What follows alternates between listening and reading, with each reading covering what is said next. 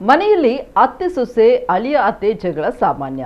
ಆದ್ರೆ ಎಲ್ಲೊಂದು ಜಗಳ ತಾರಕಕ್ಕೇರಿ ನೇರವಾಗಿ ಅತ್ತೆ ಸಾಯುವಂತೆ ಮಾಡುವಂತ ದೇವರಲ್ಲಿ ಪ್ರಾರ್ಥನೆ ಮಾಡಿರುವ ಅಪರೂಪದ ಘಟನೆ ನಡೆದಿದೆ. ಬೆಳಗಾವಿಯ ಖ್ಯಾತ ಹುಲಿಕುಂಟೇಶ್ವರ ದೇವಾಲಯದ ಅಧಿಕಾರಿಗಳು ಇತ್ತೀಚೆಗೆ ದೇವಾಲಯದ ಜಾತ್ರೆಯ ನಂತರ ಹುಂಡಿಯಲ್ಲಿನ ಹಣ ಎಣಿಸುವಾಗ ಅಲ್ಲೊಂದು ಚೀಟಿ ಪತ್ತೆಯಾಗಿದೆ. ಚೀಟಿಯಲ್ಲಿ ತನ್ನ ಅತ್ತೆಗೆ ಸಾವು ಬರುವಂತೆ ಮಾಡುವಂತ ಮನವಿ ಮಾಡಿದ್ದಾರೆ. ಅಲ್ಲದೆ ಅದರೊಟ್ಟಿಗೆ 100 ರೂಪಾಯಿ ಕೂಡ ಹಾಕಲಾಗಿದೆ. ಆ ಚೀಟಿಯಲ್ಲಿ ದೇವ್ರೇ, ನನ್ನ ದುಃಖವನ್ನ ತೆಗೆದುಹಾಕಿ ಮುಂದಿನ ವರ್ಷದ ಜಾತ್ರೆಗೆ ಮೊದಲು ನನ್ನ ಅತ್ತೆ ಸಾಯಲಿ ಅಂತ ಬರೆಯಲಾಗಿದೆ. ಸಂದೇಶವು ಸೊಸೆಯಿಂದ ಬಂದಿದೆಯೇ ಅಥವಾ ಅಳಿಯನಿಂದ ಬಂದಿದೆಯೇ ಎಂಬುದರ ಕುರಿತು ಯಾವುದೇ ಮಾಹಿತಿ ಇಲ್ಲ. ಆದರೆ ಈ ಚೀಟಿ ನೋಡಿ ಮಾತ್ರ ದೇವಾಲಯದ ಸಿಬ್ಬಂದಿ ಶಾಕ್ ಆಗಿದ್ದಾರೆ.